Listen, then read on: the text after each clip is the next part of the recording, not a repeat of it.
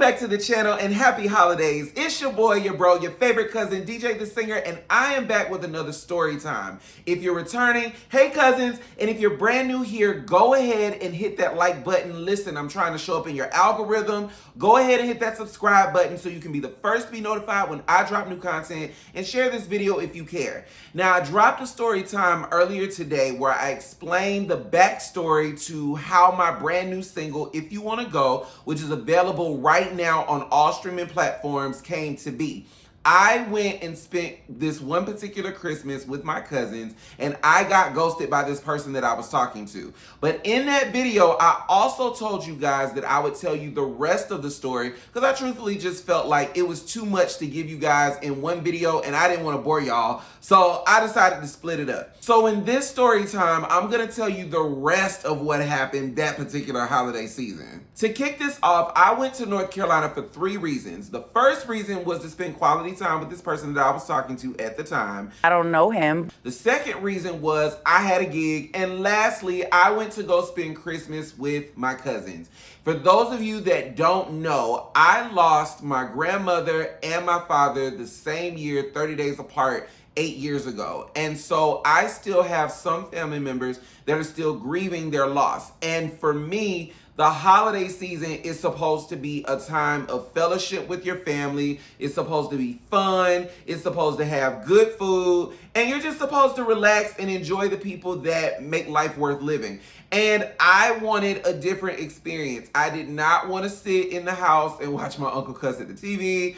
And I just didn't want to be around a bunch of sad stuff that particular year. So I chose to go and spend Christmas with another part of my family. And let me just say, I had a blast. From the time I walked in the door until it was time for me to go back home, there was food. I mean, yams, macaroni and cheese, turkey, chicken, potatoes, beans, you name it. Like, it was a smorgasbord. Like, I didn't want for anything. If I wanted something sweet, they had it. If I wanted something salty, they had it. If I wanted something to drink, they had it. And on top of that, I also love when I get to spend time with my cousins. We always end up having a good time. It always ends up being an adventure of some sort, some form of shenanigans. And so I definitely did not regret taking that trip at all. In the last video, I told you guys that I spent the first part of Christmas Day with the person that I was talking to. I met grandma, uncle, granddaddy, mama, sister, brother, niece. And on the way back, my car breaks down. And we had to get an Uber back to Charlotte. We tried to get the Uber driver to jump the car off. That car would not start for the life of me. And I had to leave my car on the side of the road. So this is that story. Let me just say that my cousins were frantic. Everybody was concerned. Everybody was worried if I was okay, because I really was in the middle of nowhere trying to get back to Charlotte, North Carolina. And I had to spend money I didn't have to get back on this Uber. And truthfully, I didn't trust the Uber driver because the Uber driver was a little shady, and the person that I was dealing with was acting a little shady too. So I get back to my cousin's house, and they're glad to have me back, and we're just trying to figure out how I can get my vehicle up and running so I can get back to Atlanta. So I found this mobile mechanic on Google. I did the research just to make sure that he was legit. Because you know, with things like this, you have to do your research. People will tell you that they are mechanics, and next thing you know, you are hog-tied in their basement. So I did the research, the reviews were great, and so I reached out to this guy who I would just say his name is D for the protection of the innocent. Well, he's not really innocent, but we'll give him that. Well, he reached out to me, told me he would charge me $50 to go and pick up my vehicle, bring it back to his shop, which was, unbeknownst to me at the time, at his house. He would do an assessment of the vehicle, and he would let me know within 24 hours what the next steps were going to be. Now, I'm under the impression that maybe it's something minor. Maybe it's a sensor issue. You know, it could be anything. But I did not expect for it to be anything major because I just got my fluids checked Everything was fine. Just a little FYI about me, before I take any road trip, I always get my vehicle assessed by my personal mechanic, and I make sure I always go get an oil change and make sure that my fluids are topped off, because the last thing you want is to be stranded in the middle of nowhere. I could tell you guys some stories and just run out of fluids, because I'm gonna just be completely honest, the police officers in this administration, they were shady before, but they're definitely shady now. I do not trust them. So the mechanic picks up my vehicle, brings it back, does an assessment. The next day he calls me and he tells me, hey, I did an assessment of your car. You're gonna need a timing belt. So I'm thinking, okay, all right, that's minor. I can take out a quick little, payday loan or whatever. Quick little $600 here. That won't be much. Now, I don't know much about cars. I'm gonna be completely honest, but this instance made me want to educate myself about not just how cars function, but the cost of things and just what to do when certain things take place, because this is where the story gets good. So, I have taken out this loan for this timing belt that I'm thinking I'm gonna need, okay? I'm still staying at my cousin's house. This man calls me and tells me a couple of days later, hey, I'm seeing that it's an issue with your alternator. You're gonna need to get another alternator. And I'm thinking, okay, but it was just the timing belt a minute ago. Now, I don't know much about cars, but I do know that the timing belt and the alternator are two totally different issues. So I told him, I said, keep assessing, because I definitely need you to make sure that that's actually what it is before I go and increase this loan amount to pay for the repairs on this vehicle. Now, as I stated in my last story, at the same time, I'm also dealing with the deterioration of this relationship that I was in with this content creator who has basically just chucked me to the wayside. It's a constant, we're gonna talk, I'm gonna call you at this time on this day.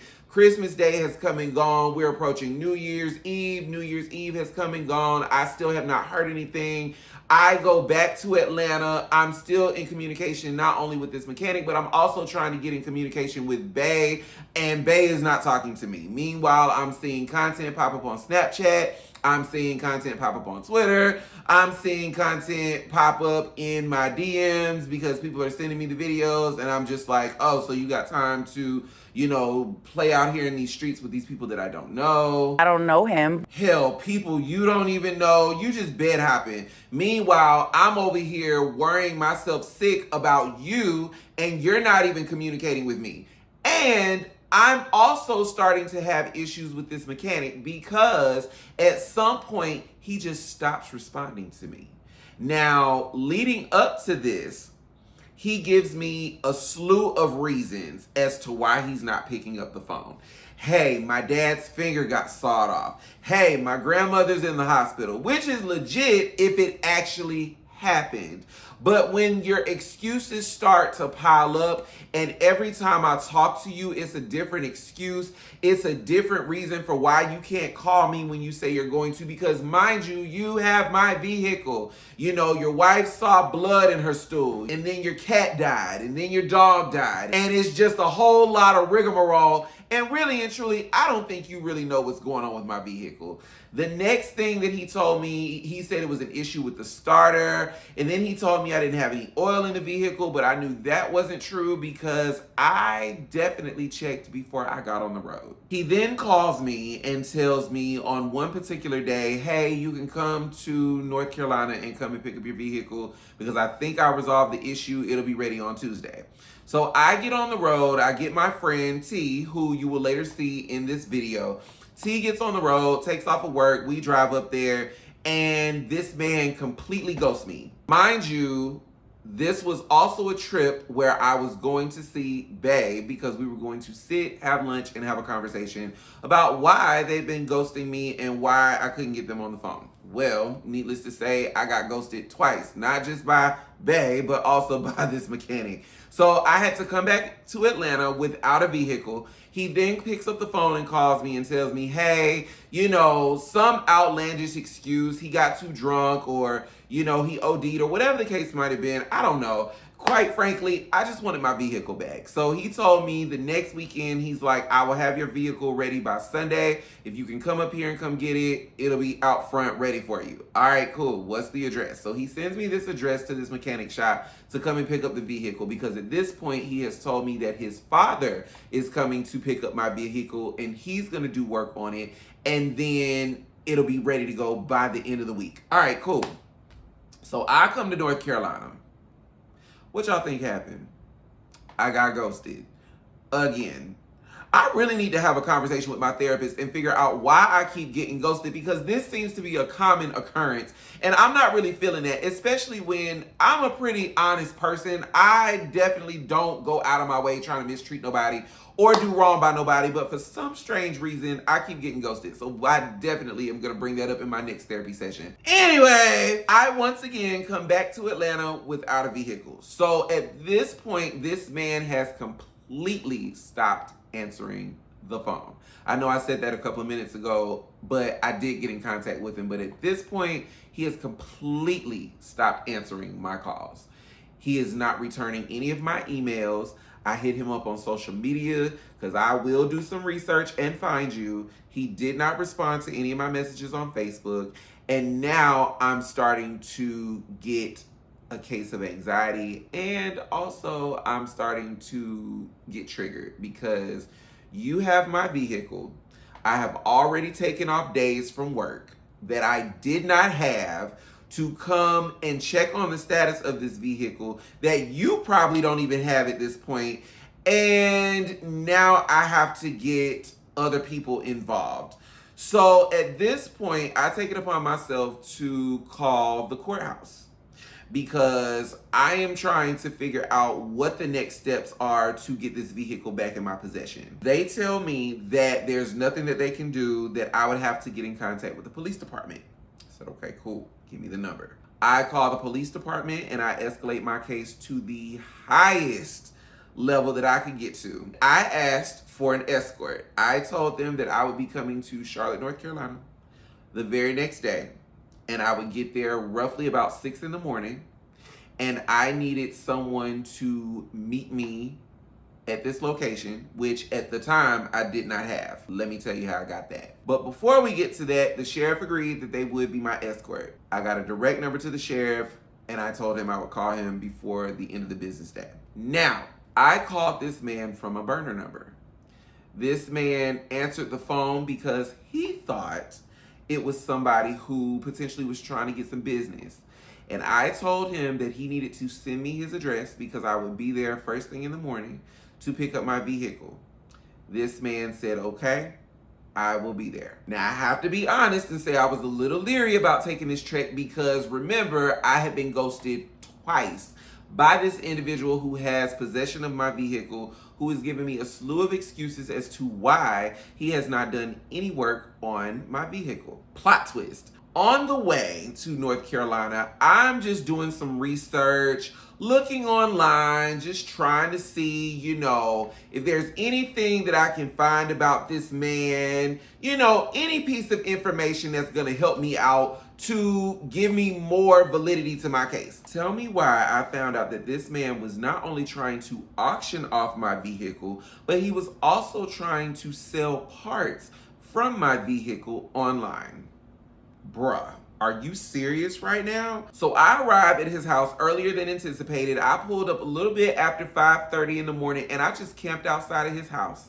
I sat outside and I patiently waited. You guys, when I tell you this neighborhood looked every bit of something out of a sundown town, looked every bit of something out of a horror film. It was in a wooded area. It just gave me chills being present. I didn't feel comfortable. I didn't know if a deer or if a bear was gonna jump out at me at any given time. Across the street, it was a house that was boarded up. Further down the way, it was a home that had a no trespassing sign in it. It just gave sketchy. But me and T sat out there and we waited for the sheriff to arrive. I was ready to pick up my vehicle. I had acquired AAA by this point. And so they were going to cover me for up to 200 miles. I had to pay for the other 130 out of my own pocket. So y'all do the math. I'm gonna tell you right now, that was a bill that I was not looking forward to paying. And I definitely included some footage. I'm going to blur this man's face out because I don't want to get sued. Even if I can't get sued, I don't want the potential of getting sued. And I also don't want any ramifications of what may come by him seeing his face on my YouTube channel. And just to be clear, you know, at this point, it's a done deal. The people don't need to see him because this is where there's another plot twist. So the sheriff pulls up, you know, we're having conversation because I didn't go up to that door. I was not going up to that door. That man was not going to snatch me up and have me chained to, you know, some hog hooks or whatever in his basement, in some bedroom, in some secret safe in his house where nobody would find me for 20 years. No, wasn't having it, wasn't even gonna take a chance on it. So me and T sat in the car, we talked to the sheriff pulls up, he goes and knocks on the door and has the man come outside. The man comes over to the car, he's giving us this rigmarole about, you know, I'm sorry. I apologize, man, it's a lot more. I know you didn't run it hot, but at some point it did, and that just caused a lot more problems in it. So do I need to replace my engine or no? At this point, I don't know. My cat had kittens, the same cat that died, you know, and I found a roach in my bed, and, you know, there were rats coming out of my sink, and it's just all of this stuff that I really and truly didn't care about. And then it was like, you know, I gotta find another place to live, and I gotta find another gig. Yeah, they already want me to get out. I already got to move out. I didn't know the police was going to show back up this morning, but I got something I got to do today, so he's going to let me do that so I can have a little bit of money, and then I got to pack, and I don't know where I'm going to go. It's too cold to sleep in a tent, but it was really sad, to be completely honest, but I didn't have any sympathy because, again, you have held my vehicle since Christmas Day, or hell, after Christmas Day, and you have done no work on it. Meanwhile, you are trying to auction off the parts from my vehicle as well as the car. Sir, I should have your whole head, but I'm gonna let you live. So then the sheriff reveals that this man has a warrant out for his arrest. Go figure. So before they arrest him, they make him go and pull my vehicle out of the shed. He tells me that he has to mount my engine in the vehicle because it's something now going on within the engine, obviously. I gotta put a motor mount back on it so the motor doesn't drop down or nothing on you. Okay? Sir, go get my shit. So he goes and brings my car to the top of the hill, parks it on the street, and then the police arrest him and they take him away. Cool. So I then have to sit outside for an additional 45 minutes waiting on AAA to come and pick up my vehicle and follow me back to Atlanta and park my vehicle in my apartment complex with the apartment that I shared with my now ex-roommate, whom I don't know. I still don't know what. And needless to say, we did get the vehicle back to Atlanta. I did get roughly $1,500 for the vehicle because nobody's going to purchase a vehicle that does not function, especially with a damaged engine. I ended up selling the vehicle for parts, and I was able to get me a new car shortly thereafter. But I will also say this taught me a very valuable lesson. Next time, put your car in an actual shop with an actual mechanic who has solid credentials, not a cokehead that you found off of Google. Because when I tell you this man, and I ended up writing a very nasty dissertation on their Facebook page as well as their Google reviews because I didn't want to see anybody else go through the experience that I did.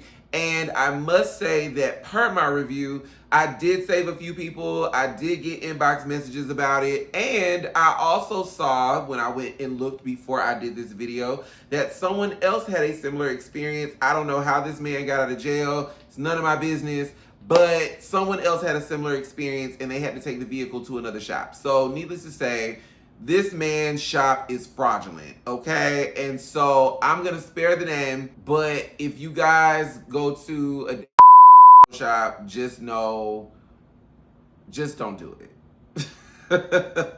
Just don't do it. Take it from me. I'm trying to spare y'all. And that is the rest of the story about how I had the best Christmas ever, but at the same time, I got scammed by a scammer who posed as a mechanic. If you guys like this story and want more story times from my crazy ass life, definitely leave me a comment below in the comment section. Like I said, I'm trying to show up on your algorithm, so hit that like button and subscribe to my channel so you can be the first to be notified when I drop new content, especially story times like this one. I have more reviews coming. I have Vlogmas coming, which I'm really excited about. I'm excited to share more of my crazy life with you guys. If you haven't already, pick a streaming platform of your choice and stream my brand new single, If You Wanna Go, which is available on all streaming platforms right now. It's actually the new theme song with my new intro. But as I always say, you guys be safe. I love y'all. Y'all stay far away from haters. They make you itch. And y'all be safe this holiday season and stay far away from crazy and weird people. And also, we're not doing any Black Friday. We're not doing any Cyber Monday. And we're not doing any Christmas shopping this year. We are not buying shit, okay? Love y'all. Mean it. Stay safe.